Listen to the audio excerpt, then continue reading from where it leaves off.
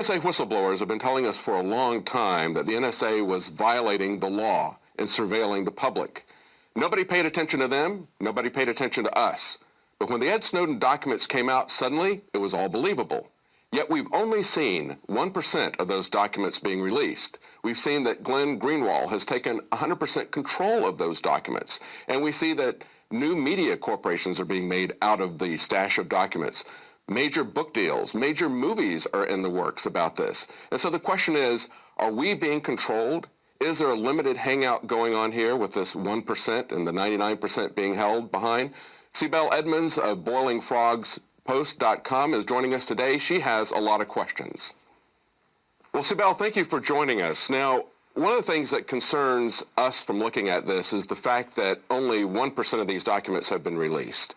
And that's something that we've seen the government manage information before. We've seen them manage the public through information. And that's one of the things that really concerns me. But you've got some deeper concerns about conflicts of interest between Glenn Greenwald profiting off of this and his connections with Omidyar and PayPal. Tell us what your concerns are. Well, since this case broke last summer, I have been watching it very, very closely. It is extremely important not only for everyone, people as, citizens whose privacy is being totally violated and the criminal illegal deeds by the government, but also I'm concerned as a whistleblower and as a person who has a whistleblower organization and how this fits within the general guidelines of whistleblowing with integrity, which is extremely important. During the last 12 years, I have been emphasizing over and over that it's very important when whistleblowing is done, it's done with integrity, and not to let any whistleblowing being hijacked by either partisanship or corporate interest or government interest, because as we know, especially with all the attention that in the last 10 years, at least since 9/11, whistleblowers have been receiving, this is something that government and the establishment actually would want to utilize to put out misinformation. Yeah. And we know that government absolutely is capable of doing it. And when government wants to do such things, well, they do have the cooperation and the collaboration of the mainstream media and, of course, the corporations. Well, in this case, in Snowden's case, I was very concerned when first the case broke with Glenn Greenwald being the person who Snowden trusted with these documents for several reasons that dates back all the way till 2004, 2005 with Greenwald. But I decided to just sit back and watch and see how everything unfolds. And what I'm seeing today, these things, the facts, what has been happening, they are very, very troublesome. And unfortunately, people, at least the majority, they don't realize that when they are given this consistent picture of the state of affair by the mainstream media, which has been the case with Snowden case. I mean, you're looking at New York Times and CNN and Fox and Guardian. Basically, all the mainstream establishment news, they have been very consistent in giving exactly the same picture. That alone begs the further scrutiny and examination. Yeah, but so you were talking about before with the whistleblowers, it's important to remember that we've been talking about this for quite some time. Whistleblowers have been talking about it. Alex Jones has been talking about it. We've seen the persecution of people like Drake and Benny and others who were giving this same information, and as you point out, nobody was listening to them at all, and yet when the Snowden leaks come along, everybody, it's gospel truth, everybody's paying attention now. That's a good thing. My concern is, and it really kind of goes to the name of your organization of Boiling Frogs Post, it is like boiling frogs. They are doing this gradually in a very limited way when we see that in all of this time, only 1% has gone out. Now, of course, he could make the argument that it has more effect if he doesn't just do a complete dump, but only 1% in this amount of time? I mean, we're going to stretch this out over decades, these leaks, and at what point does the public stop paying attention to any of the information that's coming out of the Snowden documents?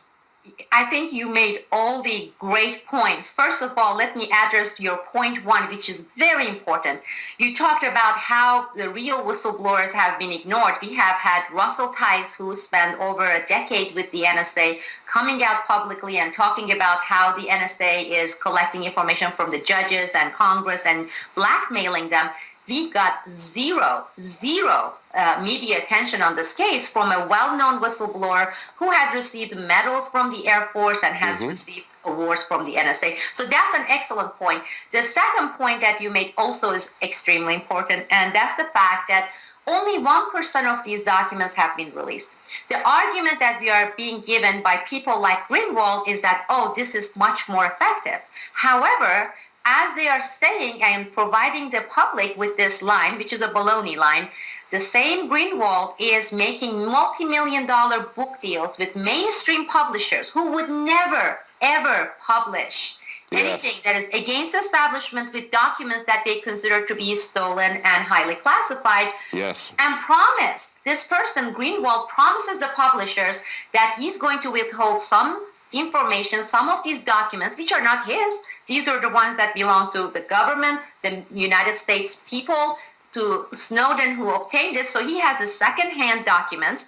I will reserve some of these documents and I will publish this for you. So you got to give me more $1 million rather than those guys in Guardian. Because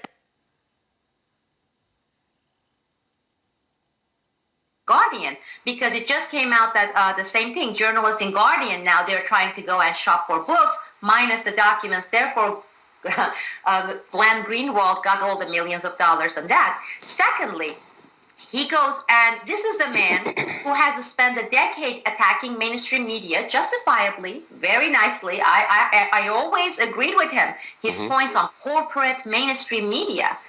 I mean, he goes and makes a deal with the worst of the worst of the worst of the corporate media, the one that is actually owned by one mega corporationist who owns eBay and PayPal and who has a track record that goes miles long on how he has been and his corporations against anti-whistleblowers.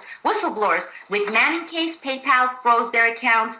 With WikiLeaks case, PayPal froze their accounts. Not only that, the owners, this is Omidyar and his partners, they have been very outspoken about the danger of whistleblowers and that they are pro-government, specifically pro-NSA, and that they absolutely see it justified that hackers and whistleblowers, those people who obtain documents and leak it, should be jailed, should be prosecuted. So he being Glenn Greenwald, and makes this $250 million business deal with this corporationist.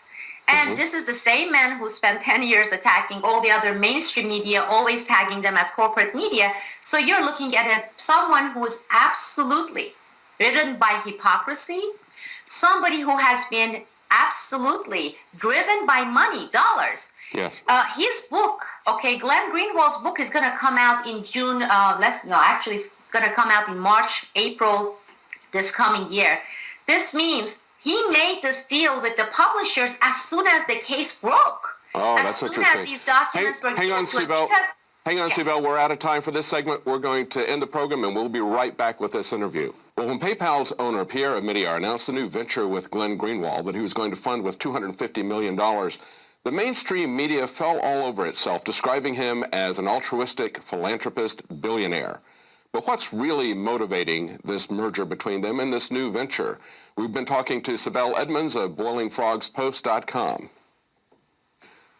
Well, Sibel, just as we were going to the break, you were talking about PayPal and the troubling connections with Omidyar, and actually there's also Palantir, which the other founders of PayPal were involved in, and Palantir was the one that was, not only were they shutting down funding to WikiLeaks and the Manning defense, but they were also conspiring to go after WikiLeaks using Palantir, and also even Glenn Greenwald at the time.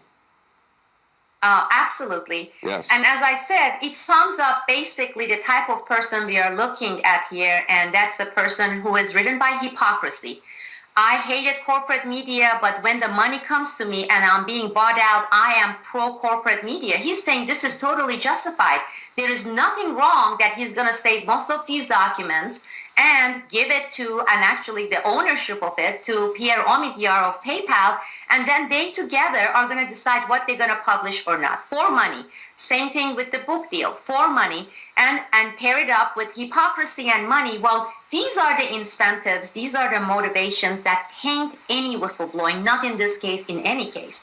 And this is why we have also asked Snowden to actually come out and answer these questions from me, from other whistleblowers, from the public, and making his position clear. Does he see it justified that these documents are being sold or withheld for money? And the other extremely important point you made, and I really would like to talk about this, you refer to the parallels with the analogy boiling frogs. I have been talking with a lot of former government whistleblowers, people who have retired from the community, about what would be the motivations, since we see the mainstream media, mainstream publisher, Hollywood, even the government, yes. Okay, being really pro this when you're looking at the whole theme altogether. And that is a very important point, because when you look at these pictures that they are given to us, we need to turn it upside down, inside out, and look at it from every angle. What if the United States government wants the people to know for sure that they are being watched at all times? Yes. And that includes people in Congress, people in court, Yes. and also internationally. And so you see, the U.S. government can't come out and say we are doing this. So what better way than having this whole scenario set up, and I'm saying hypothetically, so that let's get over with it. The whole world, including the United States, the public, know this is what we are doing. You can't stop it. You can't touch us. And therefore, you better watch out. And one of the good analogy for this would be this whole model of panopticon.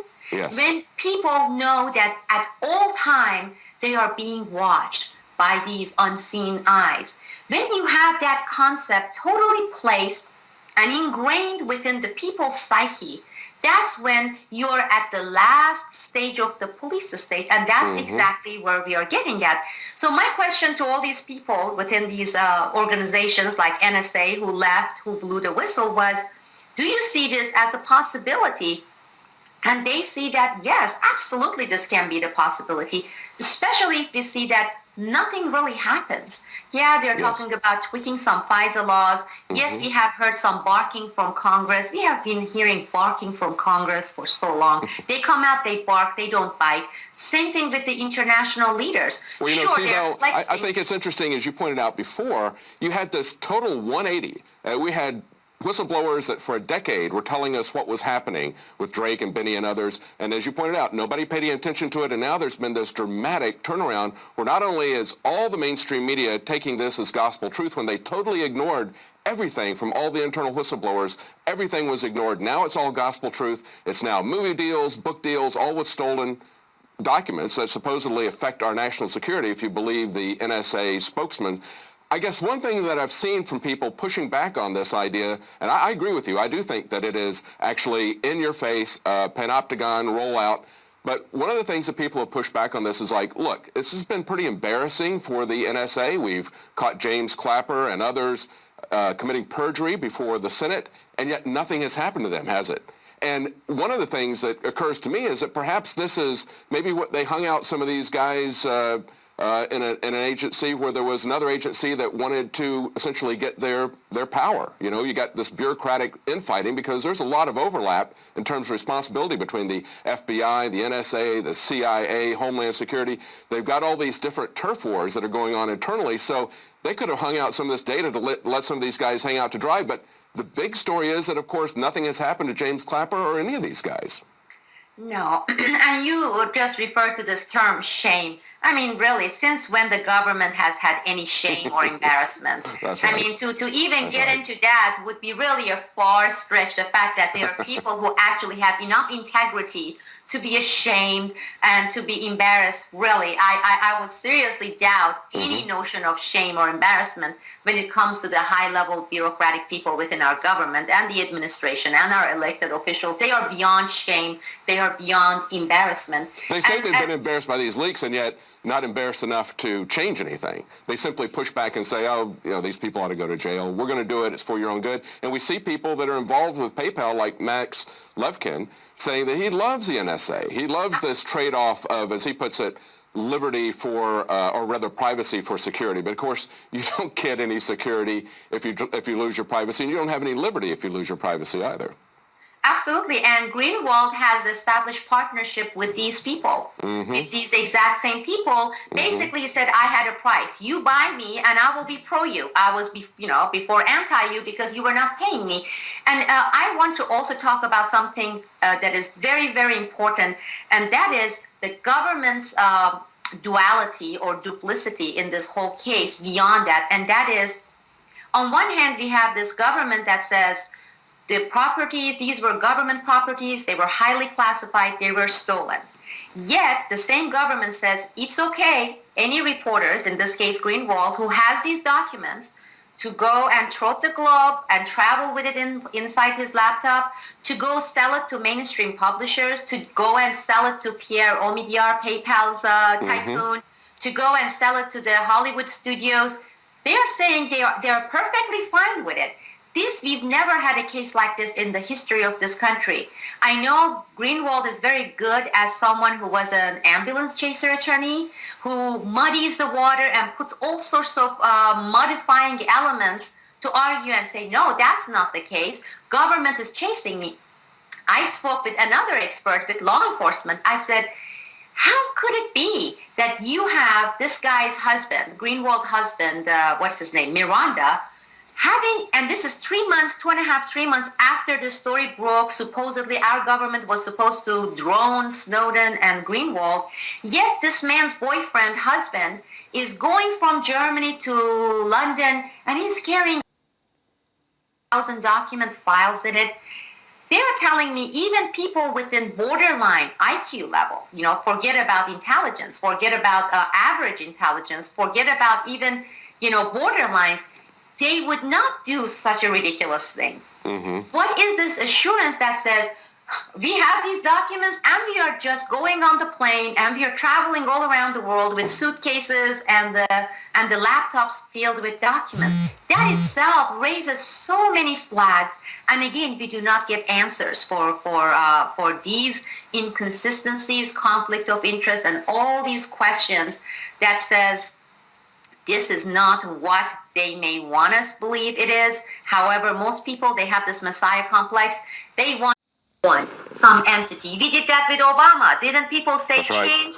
8 years, 7 years, 6 years later, you're going to see a large segment still saying it was not his fault.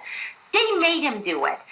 He was the Messiah. He wanted to bring the change. They would not even admit to the reality. We are seeing similar psychology. We are seeing similar types of reaction and the similar kind of unfortunate consistency with Glenn Greenwald case here. Well, a lot of people had concerns and were suspicious about how somebody at Snowden's level could get access to these documents. So they were concerned that either he was in on it or he was being played on it. But whether or not that's true, I guess the thing that really concerns me and still concerns me is that only 1% of these documents have come out. We know that they're being managed. We know that they're exclusively held by Glenn Greenwald. So Snowden is essentially out of this. He's turned all this over to him. And we know from the appearance of the Guardian's editor before Parliament that they have met with British and U.S. intelligence 100 times talking about what they can and cannot release on this. But I think the final piece of the puzzle that really makes me concerned about this, well, I won't say the final piece because it's also his deals with Omidyar and PayPal and their involvement with the NSA and Palantir and CIA venture capital corporations that have been set up. But I guess this other thing that's coming out here that we're just now starting to get the glimpse of is this, as you point out, full spectrum media push, where it's not just that all the mainstream media has bought into this totally, into the narrative that's being put out by Glenn Greenwald without any question, but they've also bought into the book deals, the movie deals. We've got multiple Hollywood studios looking at making movies out of his book. We've even got the Broccoli family, which did the James Bond series, looking at this. So this is really kind of an entire mythos that's being created around this, as you talk about the hero standing up. It is, and this is why I have brought this major concern that I have out in the public about the detrimental effect this can have on all whistleblowers from the past, present, and future. All it takes is one bad apple. And I'm not saying, in this case, I'm not saying he is. I haven't decided yet on Snowden. But if this goes down the history and people see that this was for profit, this was pure acting, these were done not under good intentions, but under some really questionable, tainted intention, this would be the end of whistleblowing in terms of whistleblower statute in the public's eyes, because whistleblowers, government whistleblowers especially, they suffer so much under the stigmatizing psychology of they are traitors and they are disgruntled. Now, after Manning and after Drake, people are getting to respect these individuals. So some of that paradigm was actually shifting. Now, if we enter a case where this particular case proves to be a lie, bad intention, profiteering, and all these elements that we just discussed, that is going to damage whistleblowers far more than anything else that the government could have done to them in terms of jailing them in the case of Manning or prosecute them again like in the case of Thomas Drake. This would destroy the reputation of whistleblowers. And this is one of my main concern as the national director of NSWBC, National Security Whistleblowers Coalition, and that is what this could cost all whistleblowers. We have never had any whistleblower like this where you're looking at this type of partnership with the tainted government and corporations and profiting from whistleblowing with millions of dollars. I even asked the question, is Glenn Greenwald giving any cuts back to Snowden? Yes. And he hasn't answered, neither Greenwald nor Snowden. Well, the public has the right to know. He gets $3 million. Is he giving him $1 million of this? We don't know. And what if he gives him $1 million for this? What does it say about what is this in terms of if the media is portraying it as legit, real whistleblowing? You had an interesting open letter, an article that you had on the 15th on your website, boilingfrogspost.com, and you asked several questions to Mr. Snowden, and you said, did you authorize Mr. Greenwald to withhold 99% of the documents and transfer ownership to the corporate news entity owned by PayPal's Pierre Omidyar? These are some interesting questions. This is exactly what you were just saying here. Did you vet the documents? If you did, then why did you turn them over to Glenn Greenwald? If you didn't vet the documents, why are you letting him do all this? Did you make any demands to ensure that you were going to have any feedback in the process? These are important questions that I think a lot of us have about Ed Snowden's involvement in it as we see how this is being turned over to PayPal, which is totally embedded, as William Binney pointed out. Financial institutions are very much in bed with the government because the government depends on these financial institutions to help them collect their taxes. So, of course, the financial institutions are going to be looking at people all over the world. And we don't see anything in that, in the 1% of the documents that have been released from the Snowden cache. We don't see anything about any financial institutions, especially about PayPal. And we know that PayPal is very much embedded with the intelligence community. Yes, Greenwald admitted it. He said, yes, of course they are partners. Of course they are cooperating with the NSA, and they have been cooperating. But the same Greenwald is saying, you know what?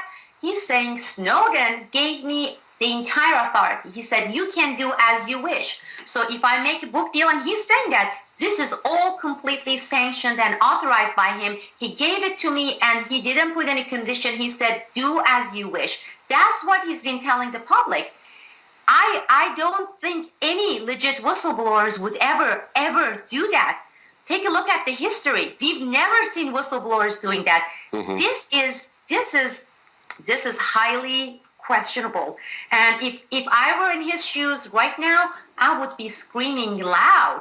I would be out there saying this is wrong. I collected this information for one purpose only, to raise public awareness, for the public's right to know, because I believe these were incriminating in our government's illegal activities. Now, he can't say that. This information so far has brought millions of dollars, $250 million corporate ventureship with Glenn Greenwald, books and Hollywood deals. 99% of it so far has been censored. And if what Greenwald says is correct, and that is Snowden is perfectly fine with it, then I have to say publicly here on this show for the first time, if this is correct, if Snowden is okay with this, with what Greenwald has been doing, then no, sir, he's not a whistleblower. I would never define him as a whistleblower. I would question his motives, and I would be one of the first people in the United States of America asking for accountability of what he has done. If what Greenwald says is accurate. I'm absolutely repulsed by everything that I've learned about Pierre Omidyar in about the last month. Even this microfinancing that's going on in India and the suicides involved around that. I mean, that's just, the guy is a predator. He's just a billionaire predator, just is the typical globalist bankster. You know, well, he didn't go to Bilderberg, but of course Peter Thiel and Alex Karp, who did Palantir, they were there along with Jeff Bezos. You know, and I see this whole thing as being another Silicon Valley billionaire trying to get into the game of media so that he's got some kind of a leverage. So that's one of the things I didn't mention in this. I think he's going to be possibly using some of these documents. If they're authentic, he sees that he could use them against people in Washington, right? Of course. I mean, blackmail, information is money. Yeah. What is $250 million for billions to be gained? Yeah. But maybe this is a new paradigm we are seeing, because George Soros has been doing it for a few years. The so-called alternative media that he has bought out, he is basically funding completely, including Democracy Now! But then we saw it with Amazon Corporation. Now we are seeing with PayPal Corporation. This is maybe the new media that they have in mind. Yes. Let's have a media by corporate, for the corporate, by the corporate, and let's do it directly. Let's just bypass this third-party thing in the middle, New York Times. We're going to do it ourselves. So Yes. I don't know who's going to come next. Yes, But yes. this is scary, really scary. Yeah, I think Omidyar is going to be blackmailing the blackmailers. I think that's what he's going to do. That's my bet. That's Yeah. how I see it, because that's the kind of a person he is, and yes, this is going to be a very lucrative business for him. Yeah. I'm very concerned myself about the way that these documents are being managed. If they're authentic, and many of them appear to be, the whole thing seems like a limited hangout, and that's the thing that I'm very, very concerned about. Thank you for pointing this out. Thank you for going in depth about this. You've got some very interesting questions that I hope Ed Snowden replies to, because these are very relevant questions that you've got in this open article, this open letter to Ed Snowden. And I hope we hear back from that. We're going to be following up on this. Thank you so much, Sibel Edmonds, BoilingFrogsPost.com. Thank you. Well, we're going to continue on this story. It'll be interesting to see if Ed Snowden will answer these open questions that have been put out by Sibel Edmonds. We want to know who's controlling the documents and to what purpose.